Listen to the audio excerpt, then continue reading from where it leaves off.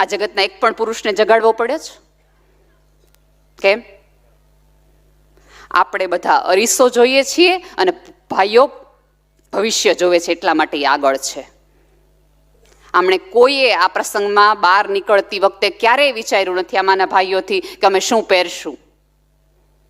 એ આવી ગયા કે મારે શું બોલવાનું, શું કરવાનું. આપણે હજી પણ 21મી સદીમાં હું કેવી લાગુ છું એથી જ મારે શરૂઆત કરીએ છીએ. અહીંયા બેઠેલી દરેક મમ્મીઓને વિનંતી છે કે દીકરીઓને આપણે એટલું સમજાવીએ કે એના વાળ સીધા નહીં હોય ને તો ચાલશે, પણ એને સીધે રસ્તે ચાલતા આવડવું જોઈએ. એના ચહેરા ઉપર એકાદ ખીલ હશે તો ચાલશે, પણ એના મનની અંદર કોઈ એવી ખીલ કે ગાંઠ ન હોય કે જેને બહાર નીકળતી વખતે એની જાત એને રોકે. આપણા બધાની તકલીફ એ છે. અને અને અને આ કેવું છે કે આપણે તો બધા શાસ્ત્રોમાંથી શીખવાવાળા લોકો છીએ.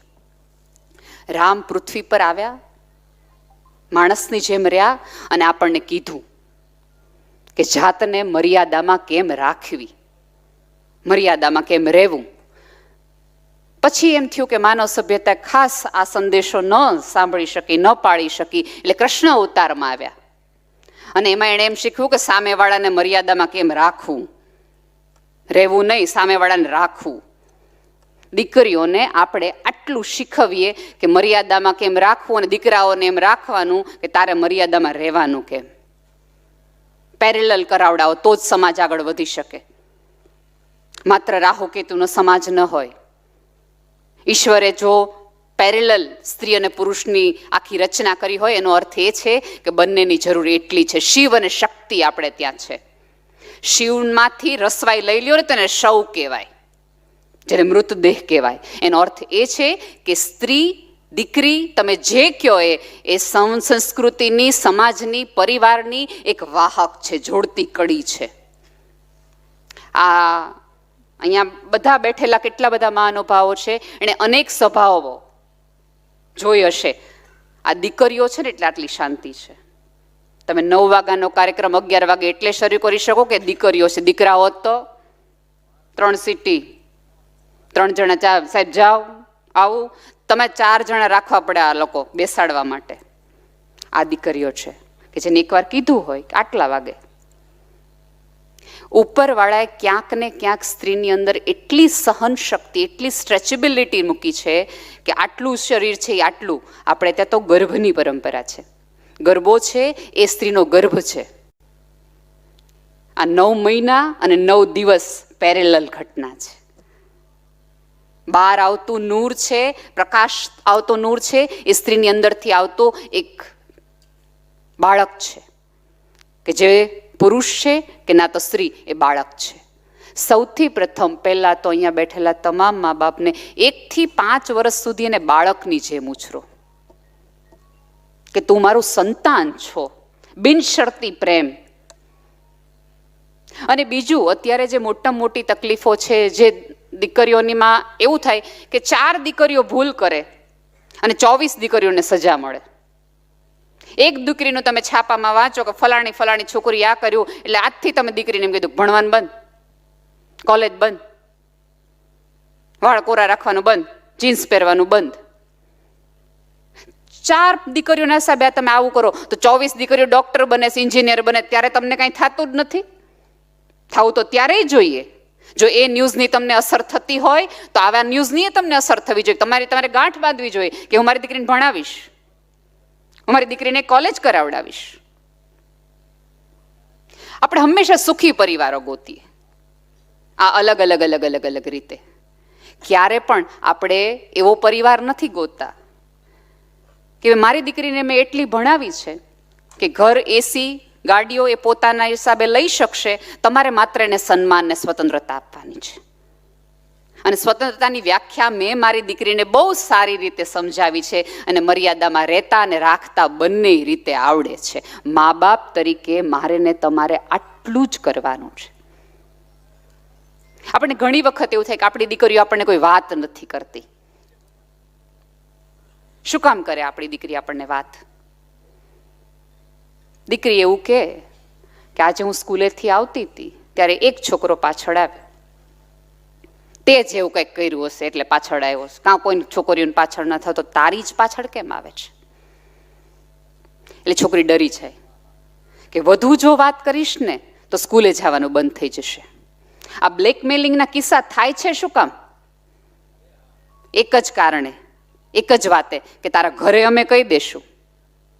ઘરના વાળા કેમ એટલી શ્રદ્ધા દીકરીને નથી આપી શકતા કે ગમે એવું ખોટું, ગમે એવી ભૂલ થાય તો પહેલી વહેલી તું આવીને અમને કહેજે કે શું થયું તો અમે તારી માટે લડી શકશું. મા બાપ તરીકે દીકરીમાં એવી શ્રદ્ધા રોપો કે આ જગતનો એક પણ રાક્ષસ તારી આજુબાજુ હોય ને તો ડર્યા વગર અમને પહેલા કહેજે. કરાટે શીખવાડો ને એના પહેલા કરે જેટલું શીખવાડો કે તમને કહી શકે, તમારી અંદર એ ખુલી શકે, આવીને વાત રજૂ કરી શકે. પણ આપણે પહેલેથી રજૂઆત જ એવી રીતે કરી હોય કે દીકરીઓ એકમાંથી બીજી ભૂલ, બીજામાંથી ત્રીજી, ત્રીજામાંથી ચોથી ભૂલ તરફ જતી જાય. કારણ કે આપણને ખબર છે, મમ્મીએ તરત કહી દીધું છે કે અમને જો ખબર પડી કાલ સવારે તે આવું કર્યું છે તો તારું ભણવાનું બંધ, તારા પગ ભાંગી નાખશું, આ કરી નાખશું, તે કરી નાખશું. અને જો સમયની ભૂલ તો દરેકે કરી હોય. આ પેઢીની તકલીફ એ છે કે બહાર આવે છે. એક વખત એક હથોડી અને લોખંડની હથોડી અને ચાવી બે પડ્યા હતા બાજુ બાજુમાં. એ બે વચ્ચે સંવાદ ચાલી રહ્યો હતો. હથોડી કે તને શું લાગે છે આપણા બેમાંથી કોનું મહત્વ આમ જાજુ લાગે તને? એ ઓલી ચાવી નાની હતી. એ કે સવાલ જ નથી, તમારું જોઈને તમારું વજન જોવો, તમારું કદ જોવો, તમારું કામ જોવો, એક ધડાકે તમે બે ભાગ કરી નાખો, એટલું તમે બધું. અને અમે તો નાના એવા માણારિયા કે અમારી શું ગજુ હોય. એ કે નાના પણ વાત તો થાય કે ભલે ગમે એટલું હોય પણ જરૂર તારી બહુ પડે છે. હથોડી એવું ચાવીને કીધું. એ કે તું જો ને, જ્યારે પણ કોઈ પણ તાળું તોડવાનું હોય ને તો કેટલાય ઘા મારીએ, કેટલાય ઘા મારીએ, કેટલાય ઘા મારીએ, પછી તૂટે. અને તું એક ડાબેથી જમણા કરો એટલે ખુલી જાય. વિવેકી સ્ત્રી કહેવાય એવી ચાવીએ હથોડીને બહુ વિવેકથી બે હાથ જોડીને કીધું કે તમે છે ને ઉપરથી ઘા મારો છે એટલે તૂટતું નથી, હું અંદરથી ખોલું છું એટલે તરત દળ દઈને ખુલી જાય છે.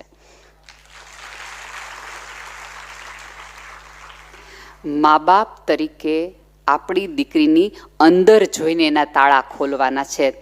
મેણાના ટોણાના ઘાવ મારી મારીને ખોલશો તો એ તૂટી જશે પણ ખુલશે નહીં. કેમ નાની ઉંમરી દીકરીઓ છે એને આત્મહત્યા કરવી પડે છે, અથવા તો આપણને દેખીતી રીતે લાગે કે આ પાત્ર ખોટું છે, ખરાબ છે, તોય એ પાત્રને ત્યાં એટલા માટે જવું પડે છે કારણ કે આપણે હથોડીના ઘાથીને ખોલવાનો પ્રયાસ કર્યો છે. ક્યારેક ચાવીની રીતે એની અંદર જઈને ખોલવાનો પ્રયાસ કર્યો હોત તો એ કહેત કે મમ્મી નથી ગમે એવું આ, પણ આમાંથી નીકળવાનો મને રસ્તો બતાવો. તમારા સંતાનોને એટલી શ્રદ્ધા આપો.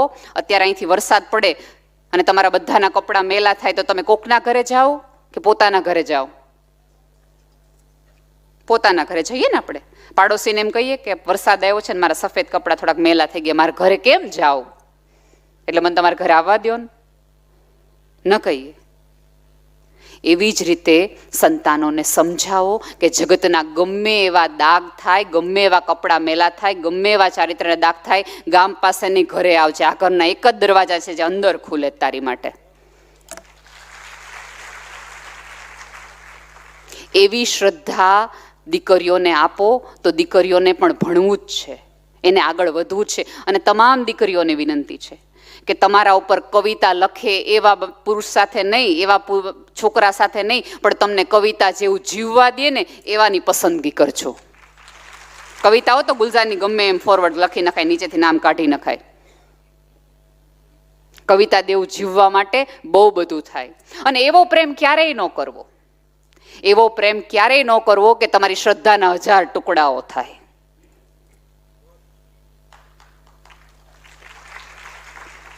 અને જે વ્યક્તિ તમને પોતાનું નામ સાચું નથી કહેતો, પોતાનું ઘર સાચું નથી કહેતો, પોતાની ડિગ્રી સાચું નથી કહેતો, એ તમને પ્રેમ હું સાચો કરવાનો હતો? પ્રેમ માટે તો જીગર જોઈએ, ખુલ્લા કલેજે બહાર આવવાનું, અતથિતિ સુધી કહેવાનું. જે આટલું સાચું નથી કહેતો એ તમને એવું લાગે છે કે તમને સપનાઓ દેખાડશે એમ? પણ આમાં વાંક આપણા બધા થોડા ઘણે મમ્મીઓનો છે.